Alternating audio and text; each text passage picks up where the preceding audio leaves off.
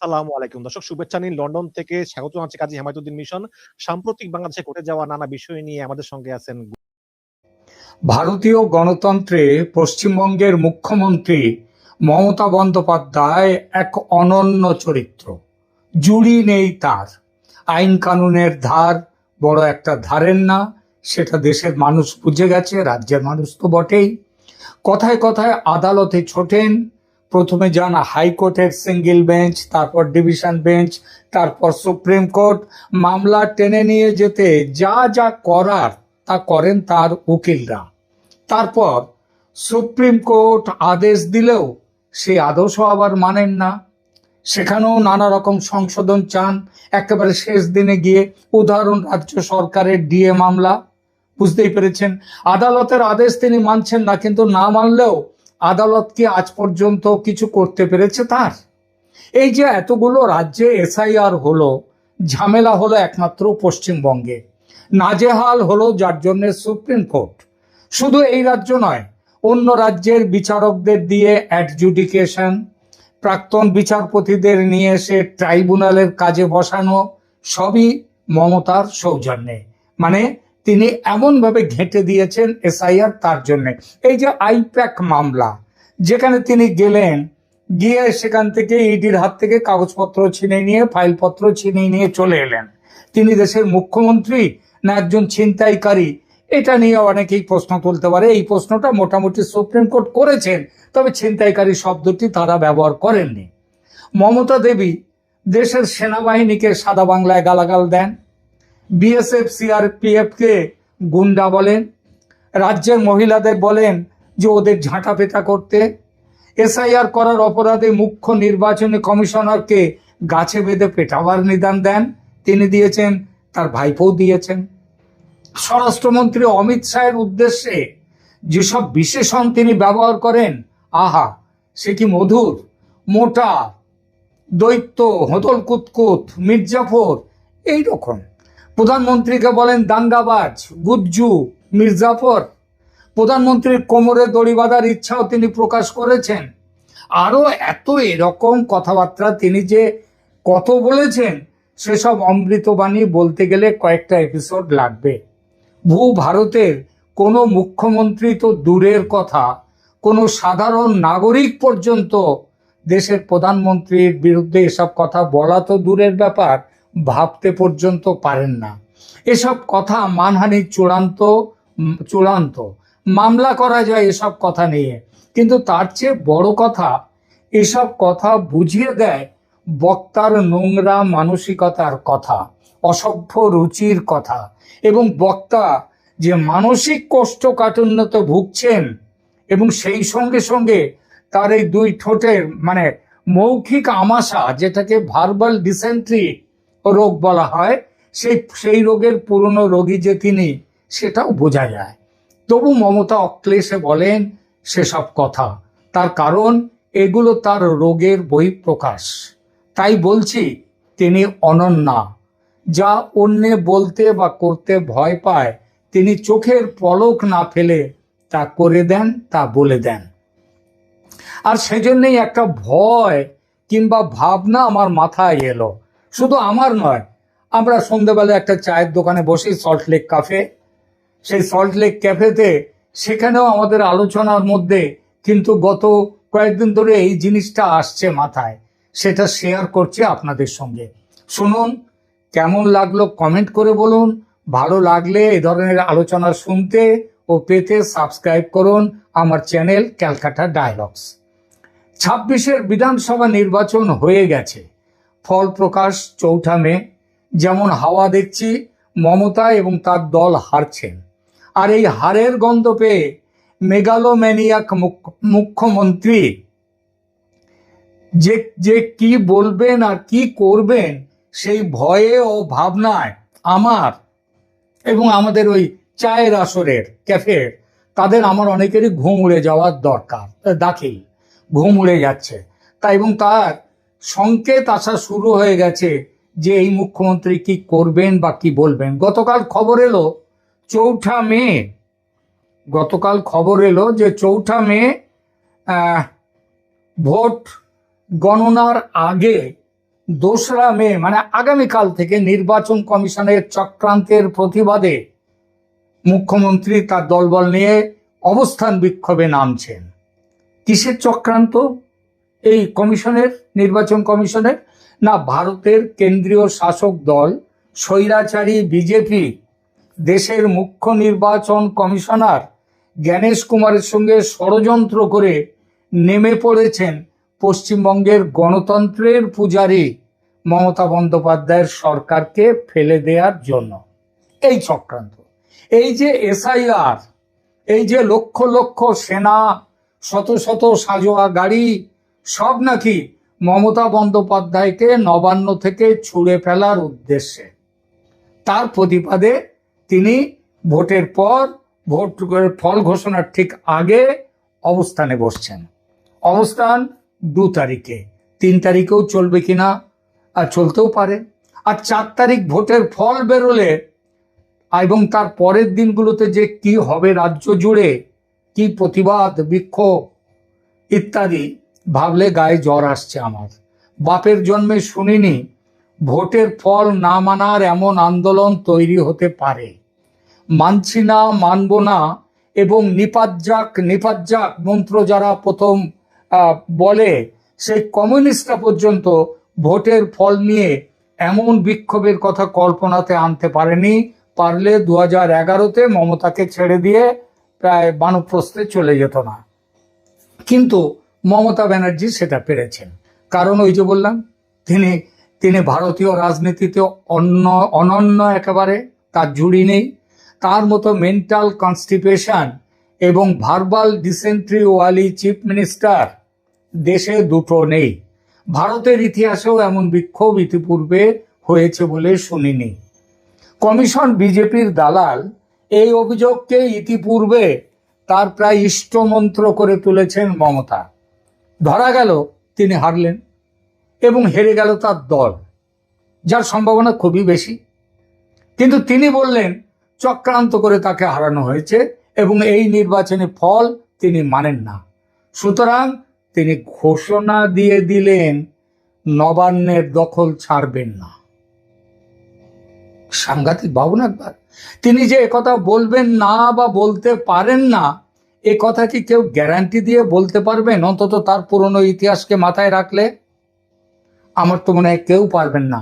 কারণ মমতা হয়েছে একম এব অদ্বিতীয়ম এবং তিনি চূড়ান্ত মেগালোম্যানিয়াক, সেই সঙ্গে মেন্টাল কনস্টিপেশনের রোগী। মাথায় যেটা ঢুকে যাবে সেটা মাথার মধ্যে থেকে যাবে, একেবারে কোষ্ঠকাঠিন্যের রোগীর মতো মাথায় থেকে যাবে, বেরোবে না।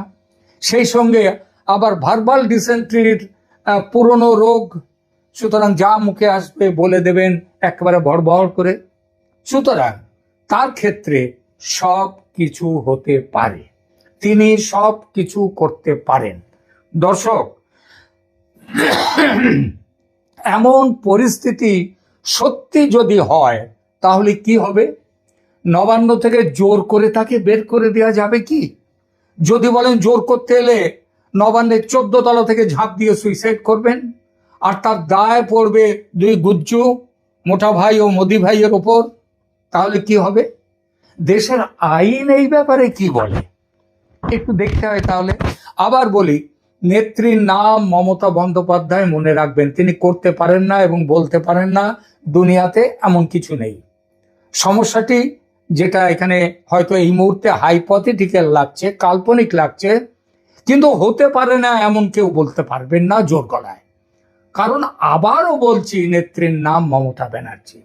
সুতরাং রাজ্যবাসী হিসেবে আমাদের চিন্তা হওয়া উচিত, সত্যিই যদি এমন ঘটে, তিনি যদি বলেন যে আমি নবান্ন ছাড়বো না, ভোটে যাই হোক, এই ভোট মানি না, আর তিনি বলেন জোর করে যদি আমাকে কেউ এখান থেকে তুলে দিতে চায় তাহলে আমি 14 তলা থেকে নবান্নের ঝাঁপ দেব, তাহলে কি হবে? ধরা যাক 4 মে ফল বেরোলো, ভোটার বলল যে কথা, ইভিএমও সায় দিল, তাতে মানে একই কথা হলো, সংখ্যাগরিষ্ঠতা চলে গেছে তৃণমূল কংগ্রেস ছেড়ে বিজেপি শিবিরে। মমতার দল হেরে গেছে। ভবানীপুরেও মমতা হেরেছেন। কালীঘাটে কান্না, মেটে বুড়ো যে একেবারে মহরমের মাতম, ডায়মন্ড হারবারে বুক চাপড়ানো, আন্তর্জাতিক মিডিয়ায় ইউক্রেন ইরান যুদ্ধকে পেছনে ফেলে নতুন নিউজ বোমশেল এসছে, ভারতীয় গণতন্ত্রে অভাবিত সংকট, নির্বাচনে হেরেও পথ ছাড়বেন না পশ্চিমবঙ্গের মুখ্যমন্ত্রী, জোর করে সরাতে এলে ভয় দেখাচ্ছেন ঝাঁপ দেবেন 14 তলা থেকে। একেবারে কেলেঙ্কারির অবস্থা।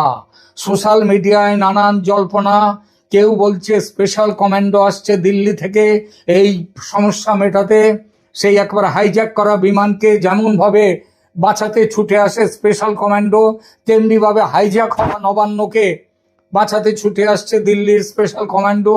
কেউ বলছে সংবিধান বিশেষজ্ঞরা বৈঠকে বসেছেন তারা তো এরকম কোনো পরিস্থিতি কোনোদিন আসেনি, তারা খুঁজছেন যে সংবিধানে কোথাও এরকম কিছু লেখা আছে কিনা, আইনের বই খুঁজে বেড়াচ্ছেন, তারা বৈঠকে বসছেন সমস্যা দূর করার পথ খুঁজতে। আবার এমন খবর বেরিয়েছে কেন্দ্রীয় সরকারের পক্ষ থেকে নাকি প্ল্যানচেটের ব্যবস্থা করা হচ্ছে। কেন প্ল্যানচেট? সেই প্ল্যানচেটে কাকে ডাকা হবে? সংবিধান প্রণেতা ডক্টর বি.আর. আম্বেদকর সাহেবকে। প্ল্যানচেট তো জানেন, মৃত্যুর পর আত্মাকে ডেকে নিয়ে আসা হয় পৃথিবীতে, কোনো সমস্যায় পড়লে কিছু জানতে তার কাছে প্রশ্ন করা হয়। তা আম্বেদকর সাহেবের আত্মাকে ডেকে নিয়ে আসা হচ্ছে প্ল্যানচেটের মাধ্যমে। এটাও কিছু কিছু সোশ্যাল মিডিয়াতে বেরিয়ে আসছে। এই পরিস্থিতি আগে কখনো হয়নি, আপনারাও মাথায় রাখেননি এমন পরিস্থিতি যে হেরে যাওয়া মুখ্যমন্ত্রী যদি গদি আঁকড়ে রাখেন কি করা যাবে, কেউ ভাবেনি কোনোদিন। তাই সংবিধানেও নেই এই সম্পর্কে কিছু। চারদিকে সবাই মাথার চুল চিড়ছে, কিন্তু তিনি বিন্দাস নবান্নে বসে পা নাচাচ্ছেন আর ছড়া কাটছেন, আনি মানি জানি না, এই ফল মানি না, চক্রান্ত সইব না, নবান্ন ছাড়ব না, খুলতে গেলে খাপ দেব 14 তলা থেকে ঝাঁপ, লিখে যাব সুইসাইডের নোট, দায়ী গণেশ অমিত মোদির জোট, আপাং ঝাপাং ঝোল, এবার করবি কি তা বল। কি হবে তাহলে? ভাবুন তো কি বিচ্ছিরি ব্যাপার। 3 কোটি মানুষ লাইনে দাঁড়িয়ে রোদে পুড়ে বৃষ্টিতে ভিজে ভোট দিল। 3 কোটি কি 3.5 কোটির বেশি মানুষ বিজেপিকে সংখ্যাগরিষ্ঠতা দিল। তবু নতুন সরকার গঠন হতে পারছে না, কারণ বিদায়ী মুখ্যমন্ত্রী পদত্যাগ করছেন না, ভোটের ফল মানছেন না। আমি গদি ছাড়বো না বলতে বলতে শেষমেশ গোটা রাজ্যকেই সাংবিধানিক সংকটে ঠেলে দিচ্ছেন। দেশের আইন সংবিধান কি বলে এরকম ক্ষেত্রে? মানে নতুন ভোট হলে কি বলে? বলে যে যিনি মুখ্যমন্ত্রী আছেন তাকে বিদায়ী মুখ্যমন্ত্রী বলা যেতে পারে, তবে তিনি পদত্যাগ করলে তবেই নতুন সরকার শপথ নিতে পারে। যতক্ষণ না তিনি পদত্যাগ করবেন ততক্ষণ তিনিই মুখ্যমন্ত্রী। সংবিধানে লেখা আছে নতুন ভোটে যেই হারুক যেই জিতুক, বিদায়ী মুখ্যমন্ত্রী তার নিজের দল জিতলেও তাকে পদত্যাগ করতে হবে, তারপর আবার নতুন করে শপথ নেবেন। সিস্টেম এইটা। রাজ্যপাল তাকে নতুন মুখ্যমন্ত্রী না হওয়া পর্যন্ত যদি অন্য দলের কেউ হয়, তারা সংখ্যাগরিষ্ঠতা পায়, তাহলে তারা মুখ্যমন্ত্রী না হওয়া পর্যন্ত কাজ চালিয়ে যেতে বলেন রাজ্যপাল পুরনোকে। তারপর নতুন মুখ্যমন্ত্রী শপথ নিলে পুরনো সরে যাবেন। কিন্তু পুরনো মুখ্যমন্ত্রী যদি পদত্যাগ করতে না চান, তিনি যদি পদত্যাগ না করেন, তাহলে কি হবে? এটা সংবিধানে কোথাও লেখা নেই। কারণ সংবিধান লিখেছিলেন যারা, তারা দুঃস্বপ্নেও ভাবেননি যে এমন সমস্যা কোনোদিন আসতে পারে। তারা ভাবতে পারেননি যে মমতা ব্যানার্জি নামের কেউ পশ্চিমবঙ্গের মুখ্যমন্ত্রী হতে পারেন এবং তিনি নির্বাচনে চক্রান্ত আছে এই অভিযোগ তুলে পুরো নির্বাচনটাকেই খারিজ করে দিয়ে পদত্যাগে নারাজ হবেন। আজ থেকে 76 বছর আগে সংবিধান যখন তৈরি হয়, এটা ভাবা সম্ভব ছিল না যে মমতা ব্যানার্জি এই বঙ্গে তিনি জন্ম নেবেন, তিনি মুখ্যমন্ত্রী হবেন। গণতন্ত্রে হারলে 2 রকম পথ খোলা থাকে। এক, মর্যাদার সঙ্গে বলা যে জনগণের রায় মেনে নিলাম, আমি লড়াই চালিয়ে যাব। 2, বলা যদি তারা হেরে যান তাহলে বলা যে জনগণ ভুল করেছে, কমিশন চক্রান্ত করেছে, আমি আদালতে যাব, ততদিন আমি আদালত যতদিন না রায় দেয় ততদিন আমি স্থিত অবস্থা বজায় রেখে চেয়ার আঁকড়ে বসে থাকব। এই দুটো পথ। প্রথম পথ ইতিহাসে সম্মান দেয়, আর দ্বিতীয় পথ যে কি দেবে সংবিধানে কোথাও লেখা নেই। সমস্যা সেটাই। তবে এটা বোঝা যায় এমন পরিস্থিতি এলে কপিল সিব্বল, অভিষেক মনু সিংভি, শ্যাম দেওয়ান, এদের পকেট রীতিমতো ভারী হতে থাকে। রঙ্গরসিকতা ছেড়ে একটু সিরিয়াস হয়ে সমস্যাটা দেখা যাক এবার। যখন কোনো নেতা বা নেত্রী নিজেকে প্রতিষ্ঠান ভাবতে শুরু করেন আমিই সব, তখন তার কাছে পরাজয় মানে শুধু ভোটে হার নয়, রাষ্ট্র তাকে বিট্রে করেছে এই বিশ্বাস শক্ত হয়। তখন বিচার ব্যবস্থা যদি তার পক্ষে যায় তিনি বলবেন ন্যায় মিলেছে, এই জন্যই বলি আদালত সবার উপরে। আর বিচারের রায় যদি তার বিপক্ষে যায় তখন তিনি আদালতের বিরুদ্ধেই ষড়যন্ত্রের অভিযোগ তুলবেন। সুপ্রিম কোর্টের কিছু কিছু ব্যাপারে মমতা ব্যানার্জি ইতিমধ্যে ষড়যন্ত্রের অভিযোগ তুলতেও শুরু করেছে। কমিশন যদি সুবিধা দেয় তাহলে সেটা গণতন্ত্র, আর কমিশন যদি তাকে কোনো রকম নাজায়েজ সুবিধা না দেয় তাহলে তার ফল উল্টো হবে এবং তখন কমিশন হয়ে যাবে দালাল। পুলিশ যদি তার অবাস্তব কথায়, অসঙ্গত কথাতেও মাথা নত করে সেটা হবে পুলিশের শৃঙ্খলা। আর পুলিশ যদি আইন মানে, নিয়ম মেনে চলে, সেটা হবে দালালি বিরোধীদের। গণতন্ত্রে এতদিন আমরা শুনেছি ভোট হবে, ফল বেরোবে, কেউ জিতবে কেউ হারবে, কিন্তু বাংলার রাজনৈতিক নাট্যশালায় নতুন মতবাদ জন্ম নিতে চলেছে। ভোট জনগণ দেবে, কিন্তু ফল মানবেন নেত্রী নিজে। পছন্দ হলে গণতন্ত্রের জয়, অপছন্দ হলে গণতন্ত্রের ক্ষয়, চক্রান্ত। আর একটু ভেঙে বলি, জনগণ ভোট দেবে, কমিশন গুনবে, আদালত দেখবে ভোট ঠিক হয়েছে কিনা, সংবিধান বলবে যে এবার এই পরিস্থিতি, কিন্তু শেষ সিল এখানে পশ্চিমবঙ্গে দেবেন নেত্রী মমতা ব্যানার্জি। তিনি মানছেন কি মানছেন না সেটাই বড় কথা। মানে নির্বাচন কমিশন নয়, সুপ্রিম কোর্ট নয়, বিধানসভা নয়, চূড়ান্ত সাংবিধানিক প্রতিষ্ঠান দাঁড়ালো নেত্রীর ব্যক্তিগত ইচ্ছা, ব্যক্তিগত বিশ্বাস, ব্যক্তিগত ফরমান। প্রশ্ন হলো এটা কি সম্ভব? সংক্ষিপ্ত উত্তর না। আর দীর্ঘ উত্তর না, সম্ভব নয়। কিন্তু নাটকটা খুব লম্বা হতে পারে। একে অঙ্কের ছোট্ট নাটক বলা যাবে না। High court, single bench, double bench, supreme court, ততদিন আমি নবান্ন আটকে থাকব। নবান্ন কি কারো পৈতৃক বাড়ি? না। কারো রাজনৈতিক স্মৃতিসৌধ? না। কারো রাজনীতি করার ঘর? কারো গোঁসা ঘর? না না। নবান্ন হলো রাজ্য সরকারের সচিবালয়। সেখানে মুখ্যমন্ত্রী বসেন, কারণ তিনি মুখ্যমন্ত্রী। আর তিনি মুখ্যমন্ত্রী বলে নবান্ন তার ব্যক্তিগত সম্পত্তি হয় না। এই ছোট্ট কথাটাই আমাদের রাজনীতিতে সবচেয়ে বেশি ভুলে যাওয়া হয়।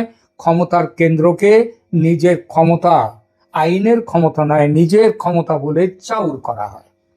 আমাদের দেশে অনেক নেতা আছেন যারা চেয়ারকে দায়িত্ব ভাবেন, আবার কিছু নেতা আছেন যারা চেয়ারকে প্রায় আত্মীয় স্বজন ভাবতে শুরু করে দেন।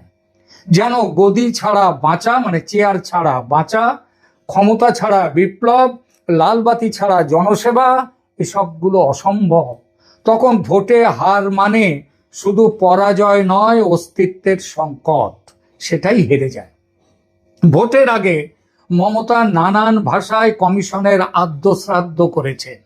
এখন ফল বেরোনোর পর আগের অভিযোগগুলো আরো চিৎকারের সঙ্গে বলছেন কমিশন বিজেপির দালাল, চক্রান্ত হচ্ছে, ভোট লুট হয়েছে, জনগণের রায়কে বিকৃত করা হচ্ছে, অতএব এই রায় মানি না। এগুলো রাজনৈতিক ভাষণের অংশ হতে পারে, তাতে আপত্তি নেই, কিন্তু সমস্যা শুরু হয় যখন পরের লাইনটা আসে যে আমি ফল মানব না, নবান্নও ছাড়বো না। এই জায়গাতেই গণতন্ত্র থমকে যায়। কারণ গণতন্ত্রে আপত্তির রাস্তা আছে, অবাধ্যতার রাস্তা নেই। আপনি ফল চ্যালেঞ্জ করতে পারেন, পুনর্গণনা চাইতে পারেন, আদালতে যেতে পারেন, নির্বাচনে মামলা করতে পারেন, প্রমাণ হাজির করতে পারেন, কিন্তু আমি হারিনি কারণ আমি হারতে রাজি নই, এই যুক্তি কোথাও কোনো সংবিধানে নেই, ভারতীয় সংবিধানে নেই। এটা মূলত রাজনৈতিক যারা নভিস এবং অত্যন্ত উচ্চাকাঙ্ক্ষী এবং কি বলবো নোংরা উচ্চাকাঙ্ক্ষী, তাদের দেয়ালে লেখা থাকে ওইসব কথা যে আমি হারতে রাজি নই। অনেকে ভাবেন বড় নেতা মানে বড় ছাড়, আসলে উল্টোটা সত্যি হওয়া উচিত। যত বড় পদ তত বড় বাধ্যবাধকতা। কারণ পাড়ার ক্লাবের সম্পাদক হার মেনে ঘরের চাবি না দিলে একটা পুজো আটকে যেতে পারে, আর মুখ্যমন্ত্রীর হার মেনে নবান্ন না ছাড়লে একটা রাজ্য আটকে যায়। এখন আসি প্রক্রিয়ায়, কিভাবে পরিত্রাণ মিলবে এমন সমস্যা থেকে, কিভাবে মিলবে? ফল স্পষ্ট হলে বিদেয়ী মুখ্যমন্ত্রীর করণীয় কি? খুব সোজা, আগেই বলেছি, পদত্যাগপত্র জমা দেয়া, রাজ্যপাল তা গ্রহণ করবেন, সংখ্যাগরিষ্ঠ দলকে ডাকবেন, নতুন সরকার শপথ নেবে, পুরনো সরকার বিদায় নেবে, এটাই নিয়ম। এতে অপমান নেই, এতে প্রতিশোধ নেই, এতে কেবল গণতন্ত্র আছে। কিন্তু যদি কেউ বলেন আমি নির্বাচনের ফল মানি না তাই আমি পদত্যাগ করব না, তাহলে সংবিধান হাহুতাশ করবে না, কাজ করবে। রাজ্যপাল প্রশ্ন করবেন আপনার সংখ্যাগরিষ্ঠতা কোথায়? যদি নির্বাচনের ফল বলে দেয় সংখ্যাগরিষ্ঠতা অন্যত্র, তবে আপনার নৈতিক ভিত্তি শেষ, রাজনৈতিক ভিত্তি শেষ, প্রশাসনিক ভিত্তিও শেষ। চেয়ারে বসে থাকা আর ক্ষমতায় থাকা এক জিনিস নয়। অনেকেই প্রথমটা পারেন, দ্বিতীয়টা আর পারেন না। ধরুন নতুন সরকার শপথও নিয়ে ফেললো রাজভবনে কিংবা ব্রিগেড প্যারেড গ্রাউন্ডে, তারপরেও পুরনো মুখ্যমন্ত্রী নবান্নে বসে আছেন, নতুন সরকারকে জায়গা ছাড়ছেন না, চা খাচ্ছেন, বৈঠক ডাকছেন, ফাইল চাইছেন, কারণ অফিসটা তো সেখানে রয়ে গেছে, আমলাদের বলছেন আমি আছি। দৃশ্যটা শুনতে সিনেমার মতো, কিন্তু আইনের দৃষ্টিতে এটি অত্যন্ত করুণ। করুণ হলেও আজকের পশ্চিমবঙ্গে কিন্তু অসম্ভব নয়। মমতার ক্ষেত্রে তেমনটা হতে পারে এবং তার সম্ভাবনা কিন্তু দেখা দিয়েছে। নইলে নির্বাচনের পর চক্রান্তের ধুয়ো তুলে কেন অবস্থান বিক্ষোভে বসবেন মুখ্যমন্ত্রী? আর এই বিক্ষোভ 4 মের পর টেনে নিয়ে গেলে, নির্বাচনী ফলে তার দল হেরে গেলে, কারণ সেই মুহূর্তে তিনি মুখ্যমন্ত্রীর চেয়ারে থাকলেও বিদায়ী মুখ্যমন্ত্রী, তিনি প্রাক্তন। শব্দটা ছোট কিন্তু আঘাতটা বড়। প্রাক্তন মুখ্যমন্ত্রী মানে কি? মানে আপনি সম্মান পেতে পারেন, নিরাপত্তা পেতে পারেন, রাজনৈতিক গুরুত্ব থাকতে পারে আপনার, কিন্তু সরকারি আদেশ দেওয়ার অধিকার আর নেই আপনার। আপনি চাইলে নবান্নের সামনে মেরাব বেঁধে মাইক নিয়ে বক্তৃতা করতে পারেন পুলিশের অনুমতি নিয়ে, কিন্তু নবান্নের ভেতর সরকার চালাতে পারেন না, কারণ সরকার গণতান্ত্রিক অনুমোদনে চলে, ব্যক্তিগত ইচ্ছায় নয়, ব্যক্তিগত চাহিদায় নয়। তবু যদি পদ না ছাড়তে চান মমতা ব্যানার্জি সেদিন, তারপর কি হবে? প্রথম ধাপ অনুরোধ, দ্বিতীয় ধাপ লিখিত নোটিশ, তৃতীয় ধাপ প্রবেশ ও প্রশাসনিক নিয়ন্ত্রণ নতুন সরকারের হাতে সুনিশ্চিত করা। তারা জোর করে ঢুকবে নবান্নে, ঢুকে সেই ব্যবস্থা পুলিশ করবে, প্রশাসন করবে। চতুর্থ ধাপ, প্রয়োজনে আইন শৃঙ্খলা বাহিনীর উপস্থিতিতে তাকে জোর করে সেখান থেকে সরিয়ে দেয়া। খতরনাক বাঘ বা বাঘিনীকে বশ করতে গেলে ঘুম পাড়ানো গুলি ছুড়ে ঘুম পাড়িয়ে যেমন খাঁচায় ঢোকানো হয়, সেভাবে কি এখানে যারা ভাবছেন ওমা সে কি একজন প্রাক্তন মুখ্যমন্ত্রীকে কি সত্যিই এভাবে সরানো উচিত? সংবিধানে কি এমনটা লেখা আছে? উত্তর হলো, রাষ্ট্র যদি না পারে তবে রাষ্ট্র বলে কিছু থাকে না।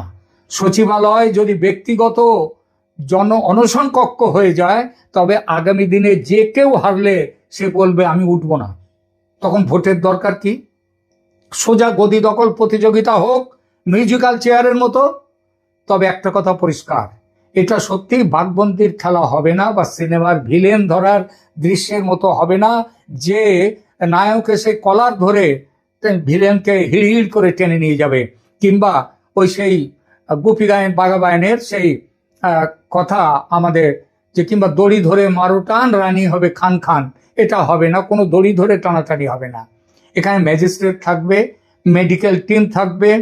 ওটা হীরক রাজার দেশের কথা বললাম, দড়ি ধরে মারো টান, যাই হোক সেটা হবে না, কারণ টেনে টানাটানি করে তাকে ভেঙে ফেলা হবে না। ম্যাজিস্ট্রেট থাকবে, মেডিকেল টিম থাকবে, ভিডিও রেকর্ড থাকবে, পর্যাপ্ত সাক্ষী থাকবে। রাষ্ট্রের কাজ অপমান করা নয়, রাষ্ট্রের কাজ দখল মুক্ত করা। এই পার্থক্যটা বোঝা খুব জরুরি। এখন আসি নাটকের সবচেয়ে বিস্ফোরক সংলাপে। যদি তিনি বলেন আমাকে জোর করে সরাতে এলে আমি নবান্নের 14 তলা থেকে ঝাঁপ দেব এবং আমার মৃত্যুর দায় হবে মোদি, শাহ আর জ্ঞানেশের, তাহলে এই লাইন শুনে রাজনীতি টিআরপি পায়, কিন্তু আইন পায় এক ভয়ঙ্কর যন্ত্রণা। আমাদের বিবেক পায় এক ভয়ঙ্কর মাথা ব্যথা। কেন? কারণ আত্মহত্যার হুমকি দিয়ে কেউ সাংবিধানিক অবস্থান দখলে রাখতে পারে না। এতে রাষ্ট্রের দায়িত্ব বাড়ে, আত্মঘাতীর অধিকার বাড়ে না। মানে আপনাকে সঙ্গে সঙ্গে মানসিক ও শারীরিক সুরক্ষার আওতায় আনতে হবে, কিন্তু তাই বলে আপনাকে রাজ্যের সচিবালয়ে আজীবন বসিয়ে রাখতে হবে এমন কোনো আইন নেই। রাষ্ট্র তখন কি করবে? অবৈধ দখলদারকে সরাতে যে ব্যবস্থাগুলো করা দরকার সেগুলোই করবে। রাষ্ট্র একথা বলবে না যে মরুন আপনি, বাঁচুক রাজ্য, এমন কথা বলতেই পারে না। রাষ্ট্র তার জীবন বাঁচাবে, তারপর ভবন বাঁচাবে, নবান্ন বাঁচাবে, তারপর সংবিধান বাঁচাবে। এই তিনটির মধ্যে একটাকেও ছেড়ে দেওয়া যাবে না। সিনিয়র পুলিশ, ম্যাজিস্ট্রেট, চিকিৎসক এবং অতি অবশ্য এক বা একাধিক মানসিক স্বাস্থ্য বিশেষজ্ঞ, সবাইকে নিয়ে ক্রাইসিস ম্যানেজমেন্ট শুরু হবে। কথা বলে শান্ত করার চেষ্টা করা হবে। বিপজ্জনক এলাকা খালি করা হবে। 14 তলার চারপাশে শক্ত জাল বেছানো, শক্ত নেট জাল বিছিয়ে দেওয়া হবে, যাতে ঝাঁপ দিলে অন্তত নিচে না পড়ে জালে পড়ে বাঁচানো যায়। চারদিকে কারফিউ জারি করে পাবলিক স্পেকটাকেল অর্থাৎ জনগণের চোখকে দৃষ্টি আটকে দিতে হবে।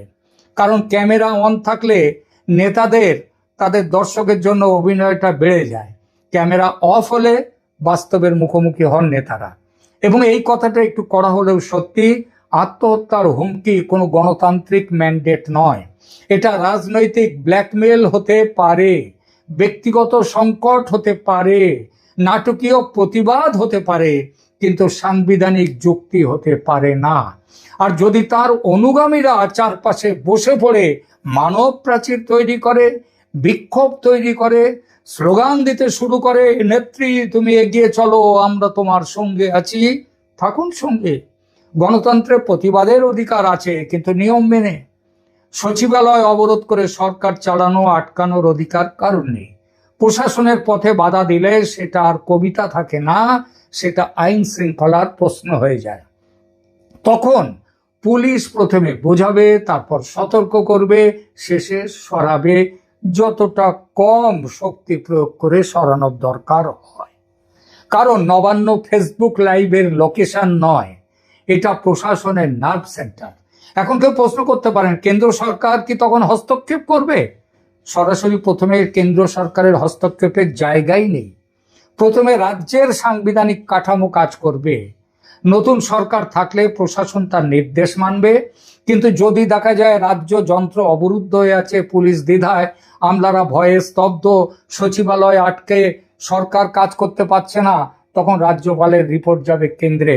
তবে এখানে যাবে না, কারণ পুলিশ ইতিমধ্যেই যে তাদের বোধোদয় হয়েছে, তারা যে বুঝতে পেরেছে মালিক বদল হচ্ছে, সেটা 29শে এপ্রিলের ভোটের দিন পুলিশের কাজকর্ম দেখে বোঝা যাচ্ছে। যাই হোক, এইবার রাজ্যপালের রিপোর্ট যদি কেন্দ্রে যায়, সেখানে সাংবিধানিক বিপর্যয়ের প্রশ্ন উঠতে পারে।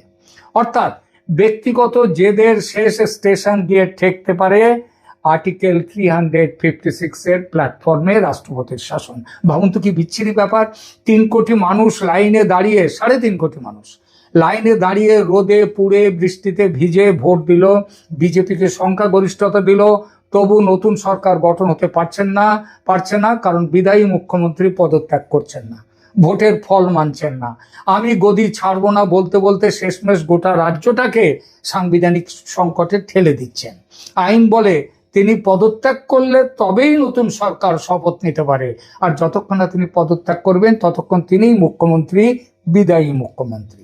সংবিধানে লেখা আছে নতুন ভোটে যেই হারুক, যেই জিতুক, বিদায়ী মুখ্যমন্ত্রী পদত্যাগ করবেন, রাজ্যপাল তাকে নতুন মুখ্যমন্ত্রী না হওয়া পর্যন্ত কাজ চালিয়ে যেতে বলবেন, তারপর নতুন মুখ্যমন্ত্রী শপথ নিলে পুরনো সরে যাবেন। কিন্তু পুরনো মুখ্যমন্ত্রী যদি পদত্যাগই না করেন, তাহলে কি হবে? সংবিধানে কোথাও লেখা নেই। কারণ সংবিধান লিখেছেন যারা, তারা দুঃস্বপ্নেও ভাবেননি এমন একটা সমস্যা উঠতে পারে। তারা ভাবতে পারেননি যে মমতা ব্যানার্জি নামের কেউ পশ্চিমবঙ্গের মুখ্যমন্ত্রী হতে পারেন। আজ থেকে 76 বছর আগে সেটা ভাবা সম্ভবও ছিল না। গণতন্ত্রে হারলে দুরকম পথ থাকে। এক, মর্যাদার সঙ্গে বলা জনগণের রায় মেনে নিলাম, আমি লড়াই চালিয়ে যাব। দুই, এটা বলা যে জনগণ ভুল করেছে, কমিশন চক্রান্ত করেছে, আদালত দেখবে, ততদিন আমি চেয়ার আঁকড়ে থাকবো। এখানে আর একটা গভীর সমস্যা আছে। যখন কোনো নেতা শক্তিশালী হন, তখন তিনি বেপরোয়া হয়ে যান। কারণ তখন তার বিশ্বাস জন্মায় আইন কাগজে থাকে, আমি মাটিতে আছি। কিন্তু ইতিহাস বারবার দেখিয়েছে কাগজটাই শেষ পর্যন্ত জেতে, কারণ কাগজে সংবিধান লেখা থাকে, আর মাটিতে লেখা স্লোগান বৃষ্টি নামলেই ধুয়ে যায়। এবার একটু সরাসরি বলা যাক, ধরুন কেউ হারার পর নবান্ন ছাড়লেন না, তাহলে কি বার্তা যাবে? তাদের বলা হবে যে আপনাদের সিদ্ধান্ত মানি না, কিন্তু এটা শুধু ভোটারের অপমান নয়, এটা গণতান্ত্রিক চুক্তি ভেঙে দেয়া। কারণ ভোটের আসল সৌন্দর্য, আপনি আমার বিরুদ্ধে ভোট দিয়েও আমাকে আইনত সরাতে পারেন। এই শান্তিপূর্ণ ক্ষমতা বদলই সভ্যতার বড় সাফল্য। যেখানে হার মানা যায় না, সেখানে নির্বাচন থাকে, কিন্তু গণতন্ত্র থাকে না। থাকে কেবল ক্ষমতার সঙ্গে আবেগের জোর জবরদস্তি, তার লোভের জোর জবরদস্তি।